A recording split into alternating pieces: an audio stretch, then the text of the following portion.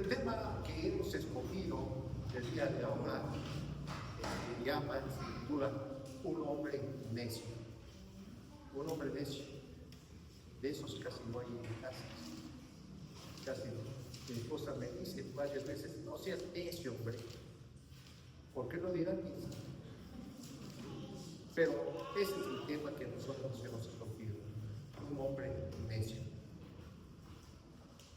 La Biblia nos dice allá en 1 Samuel 25 que Nabal era un hombre rico que se dedicaba a la ganadería. Para eso,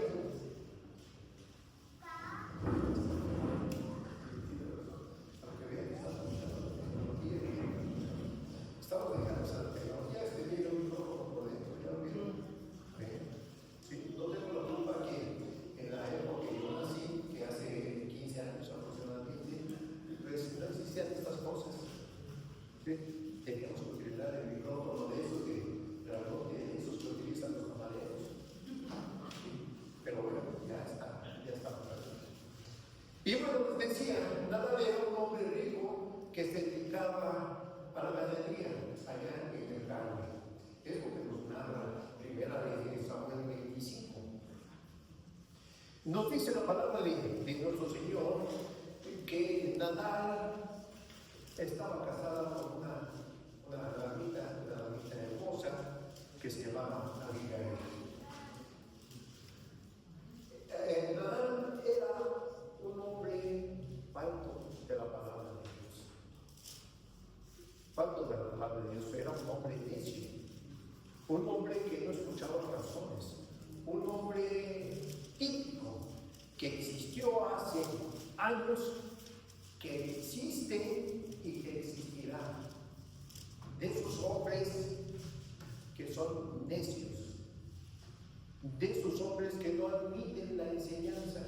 De esos hombres que por más que ustedes quieran llamar la atención, no lo permite, al contrario, se vuelven violentos. Y fíjense lo que es las cosas. Estaba casado con una mujer hermosa. Y no solo una mujer hermosa físicamente, sino que con una mujer inteligente. Una mujer como las que hay aquí en nuestra iglesia, que antes de hablar pensaba lo que iba a decir. Una mujercita que antes de llamarle la atención siempre buscaba la forma de poder decirlo correctamente. Era una mujer inteligente, con todas las herramientas que se encuentran aquí en nuestra iglesia. Lo cual significa que a veces uno no entiende cómo una persona osca, una persona con malos tratos, una persona ruda, se unió con una persona muy diferente a él, pero la vida es así. Y la historia de Nabal nos narra primera de Samuel 25. Yo les pido, por favor, si son tan amables, vayamos hasta primera de Samuel 25:3. 25:3. 25:3, primera de Samuel 25:3. Y como ya estuve practicando el manejo de la Biblia, y ahora sí, ya me puedo ganar las competencias a Derek, que es el que mejor maneja la Biblia. Entonces, la palabra de Dios dice lo siguiente: y aquel varón se llamaba Nabal, y su mujer Abigail. Era aquella mujer de buen entendimiento y de hermosa apariencia, pero el hombre era duro y de malas obras, y era del linaje de Caleb. Caleb había sido un compañero de Josué.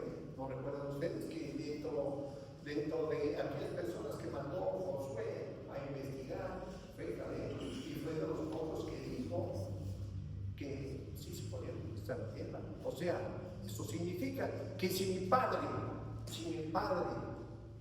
es una persona madura de Dios, yo no necesariamente lo soy. Si mi padre era una persona inteligente, yo no necesariamente Miren ustedes, pero ¿cómo identificar a una persona sabia? ¿Cómo saber que yo soy sabio? La vida nos presenta una serie de problemas, una serie de dificultades, y como yo lo intente resolver, eso me va a indicar si soy una persona inteligente, si soy una persona sabia o soy una persona necia. Soy una persona necia. Nadal era una persona necia. Nadal nos dice la Biblia que es una persona necia, que negaba a nuestro Dios. Y de esos, no se preocupen, de esos hay muchos. De esos hay bastantes. De esos son los que más abundan en nuestro mundo. Ahora bien, pero hemos comentado que en la manera como yo enfrente los problemas, en la manera como yo ataque las situaciones que se me presentan en mi vida, eso me va a dar la sabiduría, me va a indicar lo necio que soy o también lo sabio que puedo ser. Pero son los problemas, son las circunstancias que lo que hacen que esto yo adquiera la sabiduría. Y miren, tenemos un ejemplo muy grande en Navarra. ¿Por qué? Porque David llegó a ese lugar de carne. Y llegó, lógicamente, con su ejército. Eran 200, la Biblia nos dice que eran 200 integrantes del ejército de David. Su sola presencia daba seguridad a ese lugar. Su sola presencia evitaba que hubiera hurtos de ganado, hurtos de su sola presencia, brindaba seguridad para los trabajadores de David. Y lógico, David le pide a David que le ayude en el sostenimiento de su ejército. Le pide ayuda, le pide comida para sostener a su ejército. Naval no lo quiso hacer. Y no lo quiso hacer porque es de esas personas ávaras. No lo quiso hacer porque era de esas personas que todas las cosas y dicen son mías y no las sueltan. Yo recuerdo que mi abuelita cuando vivía conmigo, también yo vivía con ella, un día me platicó una historia. Me dice, mira, éramos pequeñitos, teníamos 5 años, mi primita y yo fui a visitar a su casa. Estábamos jugando cuando de repente escuchamos que un señor que pasó al frente de la casa que vendía golosinas. Ya sabes cómo son los niños. Quiero una, y corrimos a decirle a mi tía, ella es su mamá. Y ella nos dijo, mira, vete allá a esa jarrón. ¿Ya lo viste? Sí, adentro hay unas monedas, vete y tómalas. Mi prima y yo corrimos hasta ese lugar. Ella metió la mano para alcanzar las monedas, las sujetó, pero al hacerle así ya no pudo sacar su mano. El jarrón era estrecho. Se asustó tanto que empezó a llorar y le dijo a su mamá. Llegó la mamá y le dijo, si sueltas ese dinero, vas a poder sacar la mano. Así pusimos y no hubo ningún problema. Pero si se dan cuenta, hay personas que se adueñan de una propiedad y no la sueltan, no la quieren compartir con los demás. Nada era hablar de ese tipo de personas, persona necia, persona avara, persona que solamente piensa en sí mismo. ¿Saben ustedes que las personas necias actúan por impulsos? Actúan visceralmente. Son personas que no comparten nada con usted. Están muy alejadas de la verdad. Están muy alejadas de las personas, de la comprensión, de la amabilidad, dicen ahora, de la empatía. Este tipo de personas se va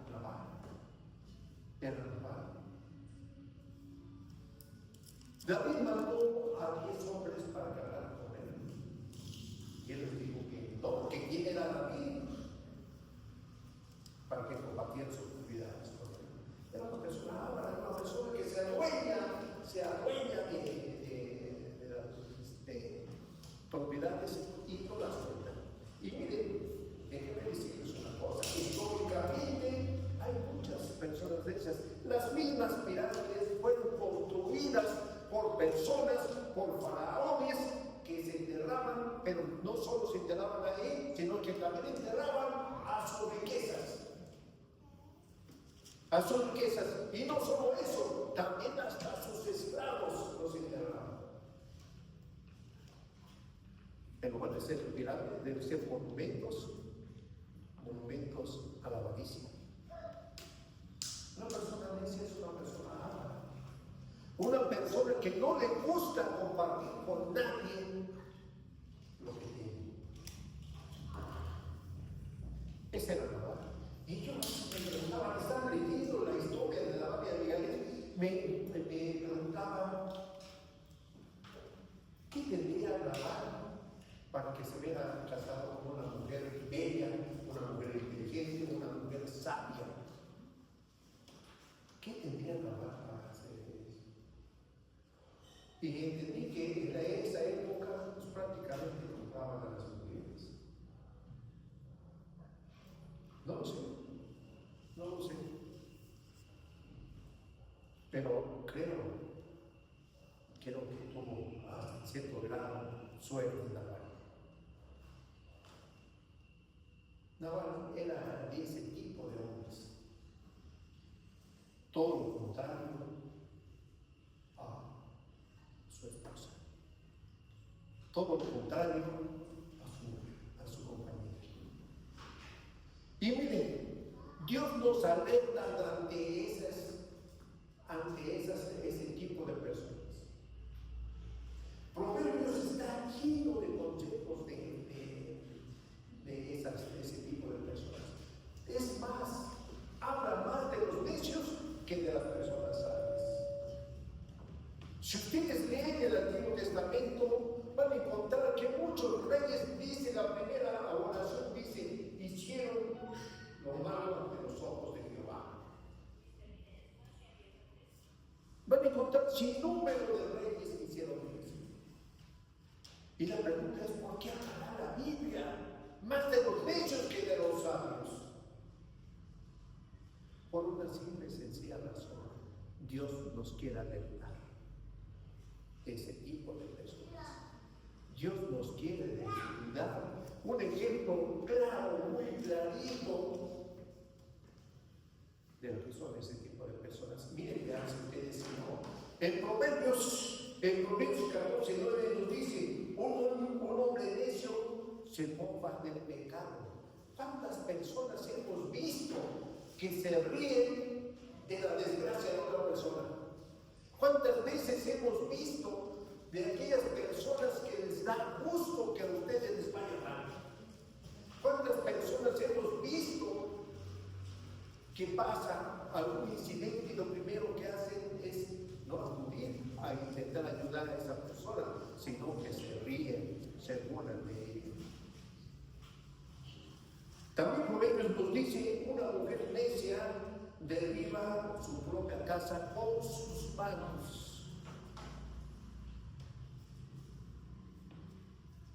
Hay esposas, ustedes piensan que hay esposas que hostigan a la esposa o a su familia. ¿Ustedes creen que existe ese tipo de personas? ¿Qué piensan decirlo? Pero sí va. Sí o va. Hay personas que en un lugar tan pequeño que pudiera ser nuestro departamento, nuestra casa, la vuelven un infierno. Decía un amigo, digo, ya es hora de salir, vamos. Dice, no me quiero ir. Dice, ahorita está mi esposa allá y está, apenas está acabando de iniciar. Si yo llego antes, deberías de ver. No quería llegar a su casa. No quería llegar a su casa porque sabía que la persona que estaba allá lo volvía a un infierno. Como también Proverbios nos dice que nos dice que un hijo necio trae dolor a sus padres. Un hijo necio trae dolor a sus padres. ¿Cuántas personas tenemos hijos desobedientes? Nos duele y tratamos de invitarlo a reír, tratamos de decirle, vente con nosotros, mira esto, no hagas esto porque puedes afectar a tu vida, mira, tienes que estudiar, tienes que hacer esto. Y como decía mi abuelita, por un lado dentro, pero por otro lado está. Es increíble, pero es lo que pasa. ¿Y sufre usted? Claro que sí sufre. Claro que usted sufre. Pero Proverbios nos alerta de todas esas situaciones. Ahora bien, Dios nos ha dado el libre albedrío para que podamos elegir las decisiones que a nosotros nos parece lo más correcto. Dios nos ha dado esa libertad de decidir qué es lo que tenemos que hacer para hacerlo correcto. Y aunque el deseo de nuestro Dios es que siempre nos vaya bien, el deseo de nuestro Dios es que tomemos buenas decisiones, nosotros no lo hacemos. Y lo que es peor, si tomamos una mala decisión, no solo nos afecta a nosotros, sino que también afecta a nuestros familiares, a nuestra familia, y los dañamos. Por favor, les pido que vayamos a Deuteronomio 30 en su versículo 19. 30, 19. Deuteronomio 30, 19. Y como soy más rápido que Tere, la palabra de Dios dice lo siguiente: a los cielos y a la tierra llamo por testigos hoy contra nosotros, que os he puesto delante de la vida y la muerte, la bendición y la maldición. Escoge pues la vida para que vivas tú y tu descendencia. Vean ustedes como Dios nos da la libertad de escoger entre el bien y el mal. Dios nos da la libertad de escoger. Dios nos da ese libre albedrío para que nosotros determinemos hacia qué lado nos queremos ir. Ahora bien, si tomamos y hacemos malas cosas, ¿saben qué va a pasar? Vamos a dañar a todos los nuestros y no solo nosotros. Luego entonces, la pregunta es, ¿qué es lo que desea usted? ¿Qué es lo que desea para su familia? ¿Qué es lo que quiere usted para los suyos? Dios lo dice bien clarito, nos muestra, nos enseña las dos partes de la moneda. Nos dice, por un lado está el bien, por otro lado está el bien. Escoge, determina tú. Qué pena decirlo, pero la inmensa mayoría de personas escogemos lo que no conviene. Lo que no conviene. Pero Dios nos ha dado esa libertad. Pero si nosotros acudimos a la Biblia, nos vamos a encontrar varios consejos. Varios consejos que Dios nos da para que nos vaya bien. El primer consejo: debemos poner a Dios en primer lugar. Vayamos a Deuteronomio 6:5, por favor, si son tan amables. Deuteronomio 6:5. Y amarás a Jehová tu Dios de todo tu corazón y de toda tu alma y con todas tus fuerzas. Y si nos vemos y vamos a Deuteronomio 6:3, vamos a encontrar una frase que dice: para que te vaya bien. ¿Ya lo vieron? Sí, ya lo vieron, hermanitos. Para que te vaya bien. Entonces, ¿qué es lo que tenemos que hacer poner a nuestro Dios en primer término, a nuestro Dios. Primero está nuestro Dios y después está lo demás. Nuestro Señor Jesucristo dijo: primero buscad el reino de Dios y su justicia, y todas las cosas vendrán por quién. Por añadidura. Primero lo que tenemos que hacer es buscar a nuestro Dios, buscar al reino de Dios y su justicia. En segundo lugar, no nos precipitemos. Vayamos a Proverbios 14:15. Proverbios 14:15. La palabra dice lo siguiente: el simple todo lo cree, mas el avisado mira y en sus pasos. ¿Qué es lo que nos está diciendo allí en nuestro Dios? Nos dice, nos señala que dediquemos tiempo para pensar qué es lo mejor a la hora de determinar las cosas. Que lo pensemos claramente, que lo pensemos tranquilamente, que no nos precipitemos, a tomar una mala decisión. En tercer lugar, nos dice que no nos dejemos llevar por las emociones. Miren, cuando estamos enojados, cuando estamos cansados, cuando estamos molestos, enojados, cuando estamos apurados y es necesario tomar una decisión, Dios nos dice: no lo hagas, espérate tranquilo, espérate que estés descansado, que emocionalmente descanses para que no tomes una decisión equivocada. Dios nos alerta ante esto. Esto significa, pues, entonces, que debemos pensar muy bien las cosas antes de hacerlo. A ver, por favor, vayamos a Proverbios 29:22. Proverbios 29:22.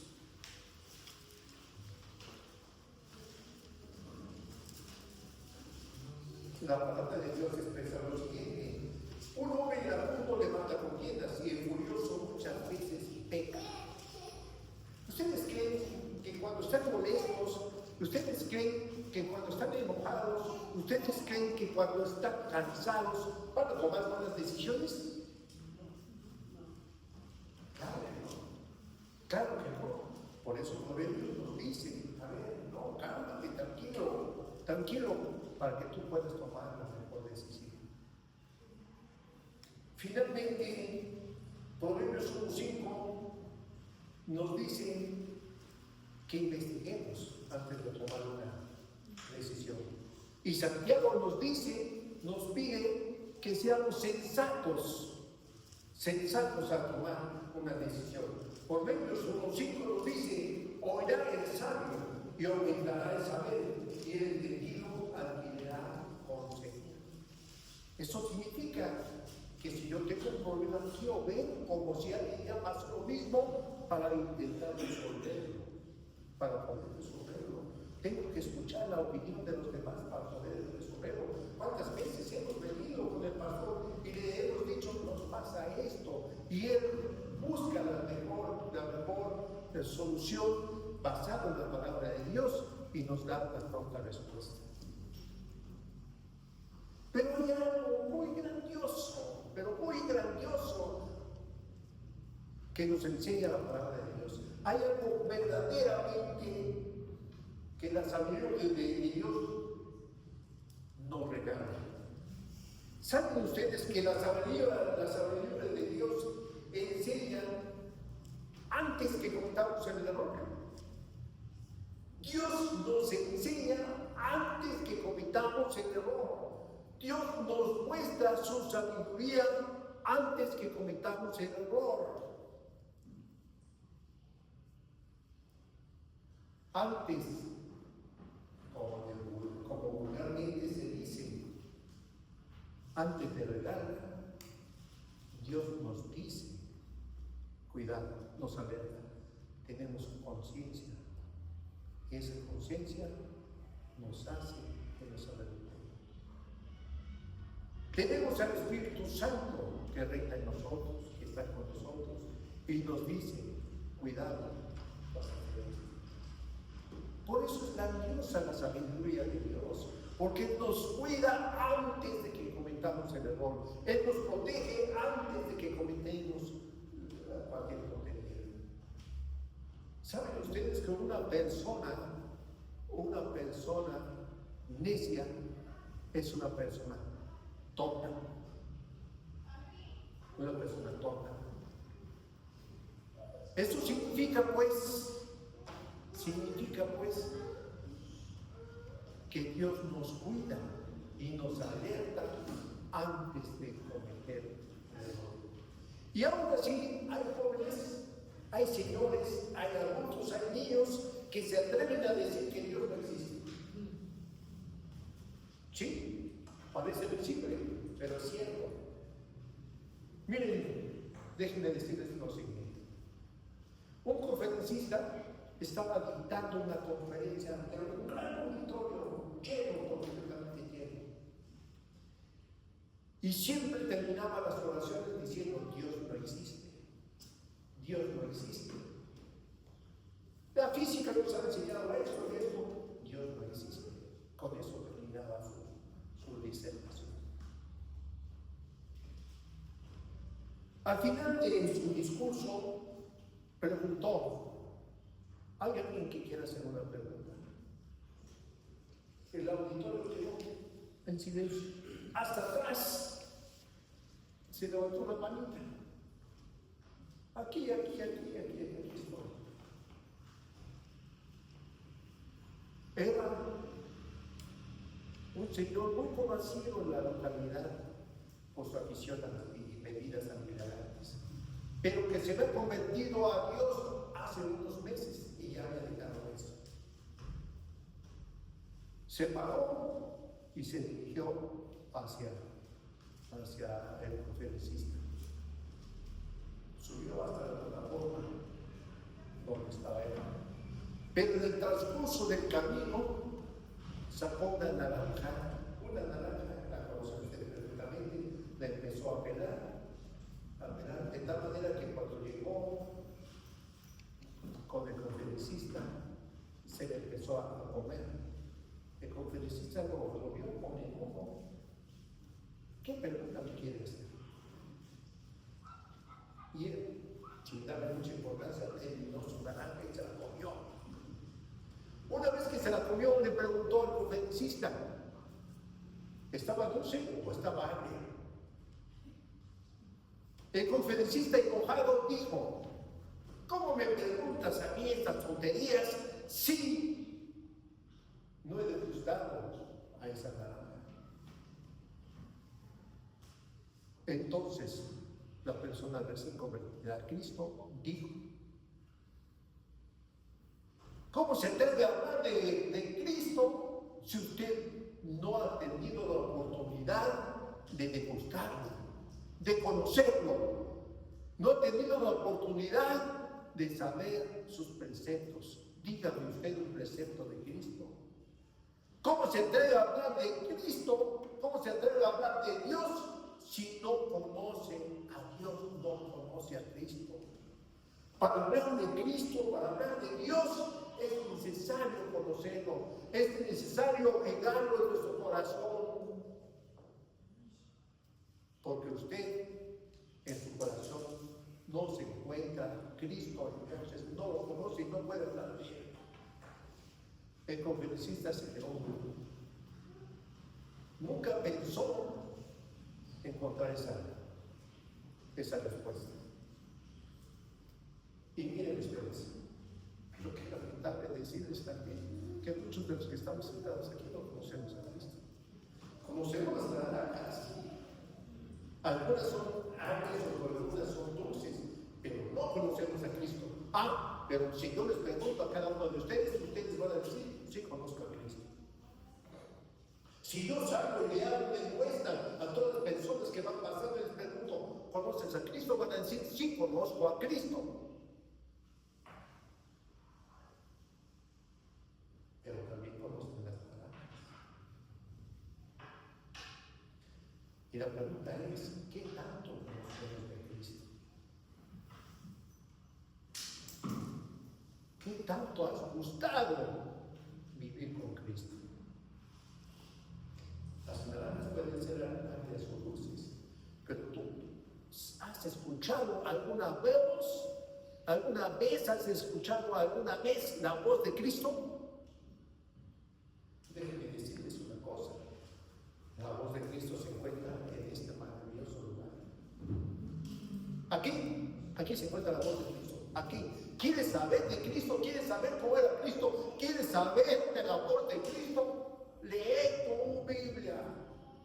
Ella está grande. Cristo lo dijo, que ella da testimonio de él. Entonces la pregunta es, ¿conoces a Cristo? Miren ustedes, en la Biblia nos presentan a algunos personajes muy necios, pero en especial habla de tres tipos de necios.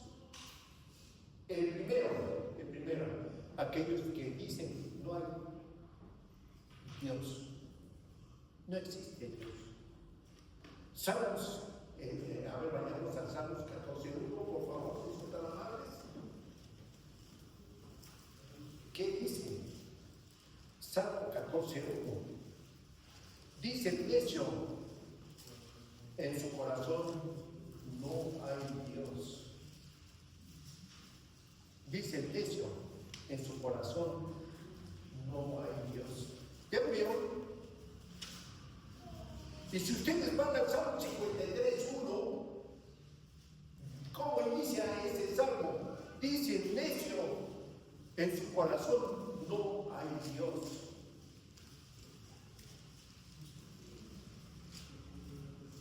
Y habría que poner esas letras de necio, así, miren, unas palabras, unas letras grandotas.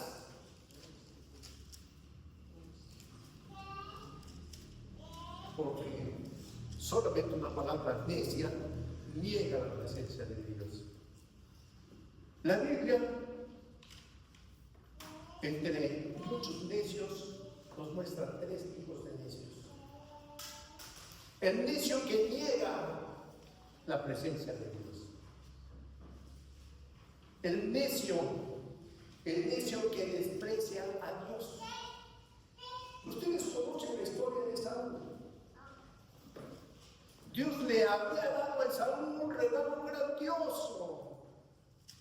Un regalo grandioso que él lo cambió por un plato de ¿qué? De lentejas.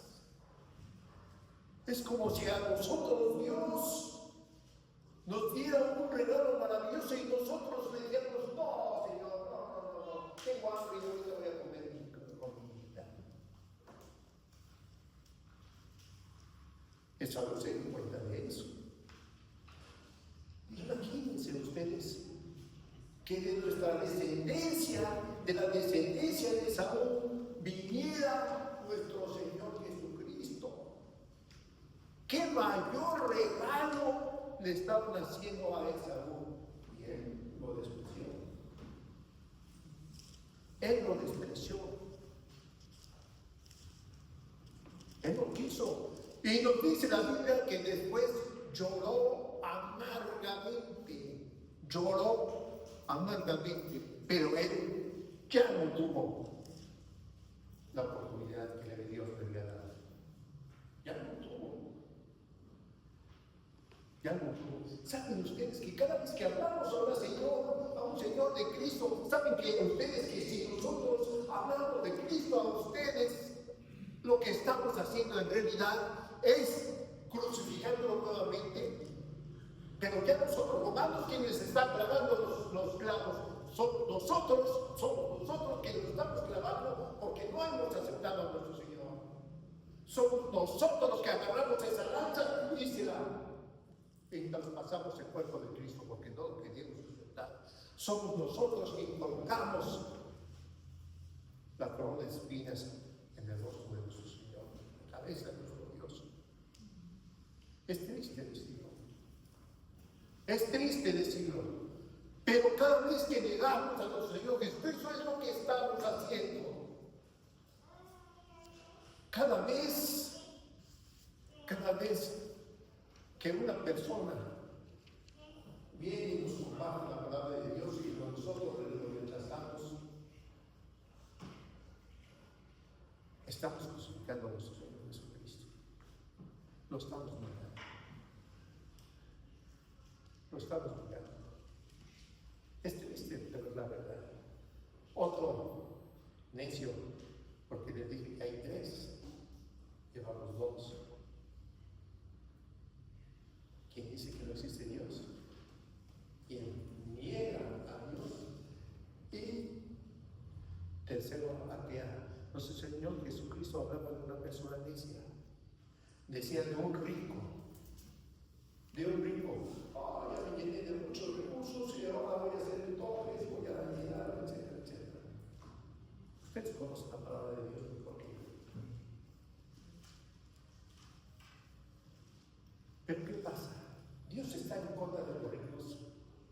No. Quiere decir que habla un hombre rico. Y no estamos hablando de riquezas poquitas, grandes. Estamos hablando que David fue un hombre rico. Estamos hablando que Salomón fue un hombre inmensamente rico. Yo soy más rico que este libro. En la historia de la Biblia encontramos hombres inmensamente ricos. Entonces, ¿cuál es el problema? El problema es dónde depositas tu fe, tu corazón. Si la depositas, si piensas que el dinero te va a dar seguridad, si piensas que el dinero te va a ayudar, ahí tienes tu corazón. Pero si crees en nuestro Señor Jesucristo, déjeme decirte una cosa, es lo mejor más grande que tú puedes hacer. Es lo mejor que tú puedas hacer.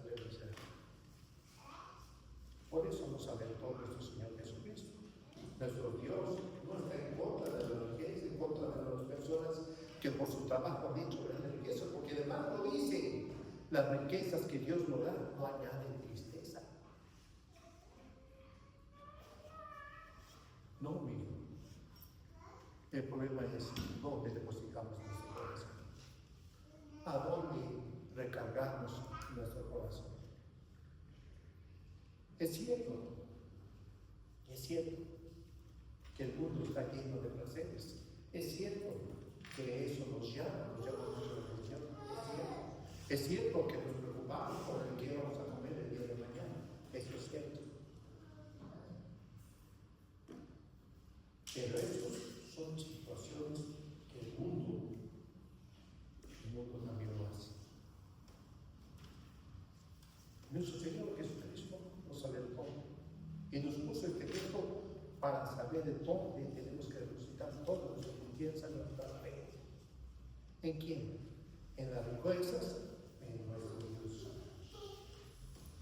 Yo les hablaba que las grandes pirámides fueron construidas como una especie de tumbas. Y que ahí llegaba el faraón y llegaban las riquezas y las depositaban, sus servidumbre las depositaban, cerraban la pirámide y ahí quedaban. Porque creían que se iban a llevar las riquezas. Porque su corazón estaba en esas riquezas. Porque creían que yendo más allá iban a tener la misma riqueza y los mismos servidumbre. Nuestro Dios nos dice que no es así. Nuestro Dios escudriña tu corazón como mi corazón y como el corazón de todos. Y sabe perfectamente qué es lo que ambicionas, qué es lo que quieres, qué es lo que necesitas. Sabe nuestro Dios perfectamente que si depositas tu confianza en Él nunca te va a dejar. Él siempre va a estar a tu lado, aquí. Si aún amigo, Dios y yo somos mayoría. Pero el problema es dónde depositamos nuestra fe en nuestro corazón. Miren ustedes, por favor les pido que vayamos a Colosenses 2 y 3. Colosenses 2 y versículo 3. La palabra de Dios expresa lo siguiente. para que sean consolados sus corazones, unidos en amor, hasta alcanzar todas las riquezas de pleno entendimiento, a fin de conocer el misterio de Dios, del Padre y de Cristo, en quien están escondidos todos los tesoros de la sabiduría y del conocimiento.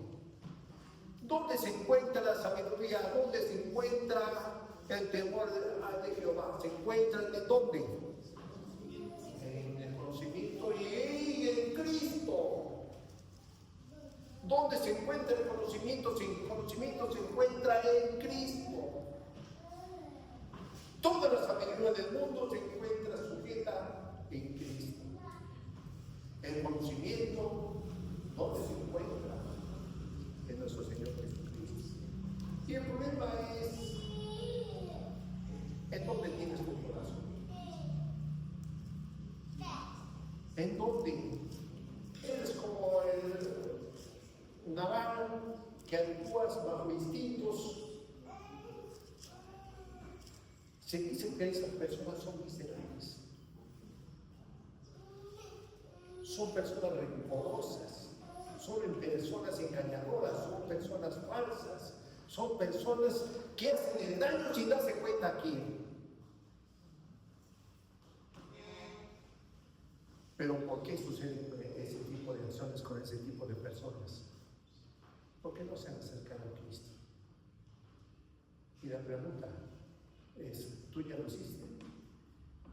Tú que estás sentado ahí, ¿ya entregaste tu vida a Cristo? ¿Tú ya depositaste tu corazón y tu fe en Cristo? Si es así, déjame decirte una cosa, eres una persona exitosa. Siempre te irá bien. Porque Dios no viene ni se arrepiente. Ni es hijo de hombre para que dé más atrás su voluntad. Yo siempre me preguntaba, decía, ¿por qué a los judíos les va bien? Donde quiera que lleguen son dueños de lugares, son muy exitosos, etc. Porque tienen una cualidad que dedican un día a la semana para adorar, desde que amanece hasta que anochece, a adorar a Dios. Ellos le llaman sábado. Nosotros adoramos el domingo. Y si Dios con nosotros, ¿quién contra nosotros? Por eso yo la invitación es: depositemos nuestra confianza, nuestra fe en Cristo. Si soy el más tonto, porque Dios me hizo tontito, Él me va a dar la sabiduría necesaria para seguir adelante. Si Dios me hizo el ser más pobre del universo, no importa, Él me va a dar de comer. Si Dios me hizo una persona iracunda, una persona tonta, no se preocupe, si Dios está conmigo, Él va a conducir mi camino. En el Salmo 119, versículo 27, si quieren ir así, por favor, son amables. En Salmo 119, versículo 27, Dios nos dice: hazme entender el camino de tus mandamientos para que medite en tus maravillas. Hazme entender el camino. Hazme entender el camino de tus mandamientos para que medite en tus maravillas. Si Dios nos permite conocer un poquito de su camino, créanme, se lo digo con toda razón. Como dicen los chavos, ya lo hicieron. Ya lo hicieron.